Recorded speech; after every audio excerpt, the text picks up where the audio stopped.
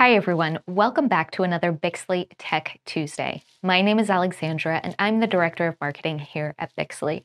I'm actually going to be in this next episode along with Chris because we're going to be tackling the issue of women in tech. So let's take a look at that conversation. Thanks, Alexandra, for jumping in and talking with us today. So we're obviously talking about women in the tech industry. And I think a good question to start off with is, why do you think, because I think there are fewer women in tech? Yeah, and the numbers and statistics really do bear that out. And I think it's a really good question, and it's an important question that I think a lot of people are talking about. And I think the answer is really complex and multifaceted.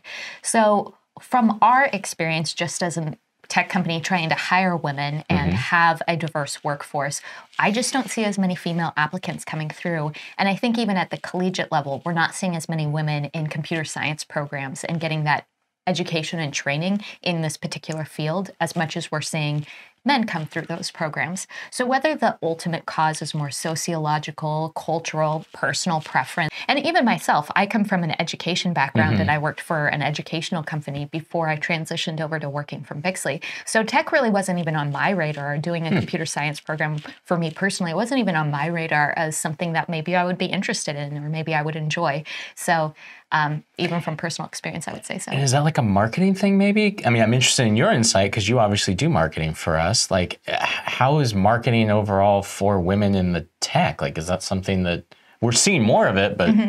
Yeah, and I think it's kind of like a double-edged sword because you want to obviously be inclusive and you want people to feel comfortable no matter who they are or what their background is to come into a professional working environment and succeed and build their career here. And that's definitely our goal.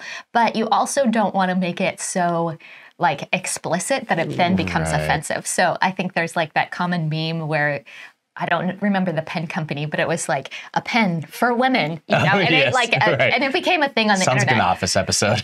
Right, exactly. Except for it happened in real life. In real life. Gotcha. Yeah, and so it's like you don't want to be like tech, but for women, you know, because it doesn't really matter. Women are smart, men are smart, women are equally capable of doing this job. So you really want to like make sure that when you're talking about women entering in this space, it's just an open and honest conversation that's respectful and kind to anybody who wants to participate.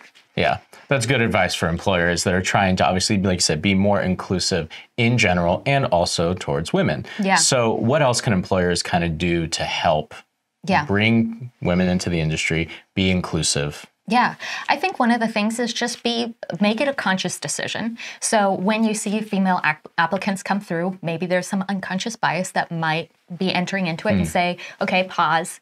Like, let me just assess this person without thinking about what their gender is. And do they have the skills and the requirements to do this? And give them an equal and fair shot at the job and in your assessment process. And since I happen to be the main recruiter here at Bixley, I think that makes it a little bit easier for us because the first gatekeeper, that's probably the wrong word for it, but the first person who's going to really be assessing, you know, the next phases in this interview process is a woman. And so I think that makes it, you know, you can kind of avoid maybe any kind of unconscious bias problems that you might have in your recruiting process. So that really helps. And I would say also building a culture, and we touched on this a little bit, but building a culture that is welcoming to anybody, no matter what their background is, that it is a place where they can feel comfortable, they can come in, they can succeed, they can build their career is really, really important. I think there are horror stories from the past 10 years, you know, the Silicon Valley like startup culture where we're like, oh no, there's like keggers going on or whatever, you know, and it's kind of got that frat boy. Well, women can drink too. That's true. So. But that was a bad joke. I'm sorry. Yeah. But it's got like, you know, sometimes there's the reputation of kind of having like a frat boy kind of culture. Exactly. And that's not going to be comfortable for a woman to come in for a professional environment. So I think it starts with just hiring the type of people that you want to work with. So for Bixley, that means, and we put it in every job posting, no jerks, no punks, no know-it-alls, because nobody wants to work with those types of people, whether you're a woman or a man or anything in between, no matter how you identify as your gender. So at the end of the day, you want people on your team who already are aligning with that culture of respect, of kindness, of, you know, just treating everybody the same way and equally as you approach your job and as you're working as a company. And I think we do a really good job of that here. Yeah, I love our team. I think you've done a fantastic job with hiring, and I'm excited to, again, be a very inclusive company. So Yeah. you touched on other ways, obviously, that employers can, help make sure that they're staying that way. You even touched on some of the things we're doing. Is there anything else that Bixley in particular is doing to really add to the culture of being a safe, inclusive place for not only women, but everybody? Yeah, I think so. And again, I can only speak from personal experience, but coming from other jobs and working in other places, I think Bixley was the first place where I came in and from day one, my voice was heard. The other workplaces were perfectly wonderful places to work, but there was a little bit of a sense where I felt like I really had to prove myself before people would pay attention to me. And I had to be twice as good as my coworkers to really have kind of be given that kind of respect that I felt like I deserved based on my expertise and based on my resume. But I really had to really step in and kind of knock down the doors at the, what's the word I'm looking for?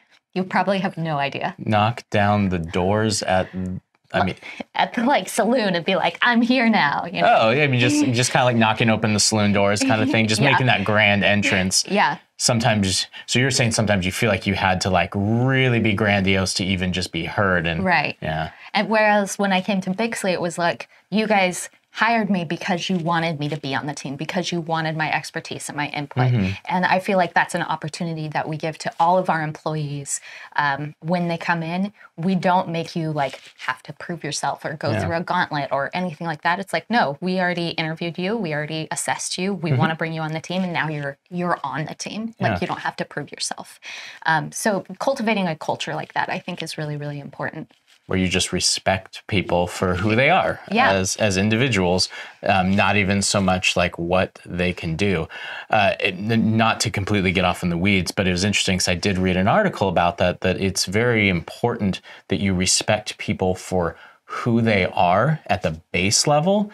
And then you can obviously give them accolades and awards, talk about achievements and things. But at the end of the day, people really at their core, they care about, and I would care about, that you appreciate me for who I am as an individual, and that you would ask that I would do the same for you. So that's great. Yeah, I completely agree. And I think another pitfall can be worrying about so much of what we shouldn't do. Don't do that. Don't touch this. Don't talk that way. Don't make this joke. Don't, and you get into this weed of all of this legalese. And don't get me wrong, I think those legal protections are absolutely very vital. Important, yeah. But sometimes we think about so much what we shouldn't do, and instead we should be focusing on what we should do. And at the end of the day, if you have people who on your team and their value is, I treat people with kindness and respect, you won't have any issues. Right. Yeah. You can go at it from the negative or come from the positive side, and generally come from the positive side. It's just going to be better for everybody. Absolutely. It's not about what the least we can get away with and still be kosher, still get,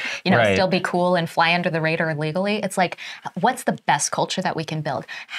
What's the best way that we can treat everybody who comes into our office, whatever their background is? And that's our goal. That's what we want to do. Perfect. Any other closing thoughts, culture related, regardless of whether man, woman, whatever it is, you want to come work at Bixley, anything from a cultural standpoint that you think is worth noting? Yeah, I think one thing that I'm really excited about is because this is a conversation that's happening, we're seeing those points of encouragement and those points of opportunity happening early in the process. So again, because we're a tech company, I can only hire people who are qualified, and I am excited to hire those people. But we do see more and more that training, that educational opportunity, those internships opening up and having more diverse candidates in them. Bitwise is another local company here that's really making an emphasis on that from the training and the building up perspective. And we're so excited to see how successful they've been. And I know there are other opportunities like that across the country that are making strides in that area. So I just wanted to note that because that's an essential piece to what's going on before it's a team effort. Exactly. Yeah. It's all the way down the line. We're transforming it. Yeah. We can only make, we can basically drop the stone, it makes a ripple, and the ripple's only going to go so far. But when it starts raining, there we go. There's some pretty ripples. That was such a nice metaphor. Well, I tried. So cool. Well, I appreciate the time. I think we've kind of covered most of this. But I think so too. I'm really looking forward to obviously what this year and continual years are going to bring, and how that gap between, basically men and women in tech is narrowed over the years. I agree. Thank you so much for joining us for this episode of Bixley Tech Tuesday. If you have any questions about what we talked about today, go ahead and leave those questions in the comment section down below. In addition, in the description to this video, you can find a link to our free custom software guide. You can also check out our website, Bixley.com, and even sign up for an hour-long consultation for free with Chris about your next app idea.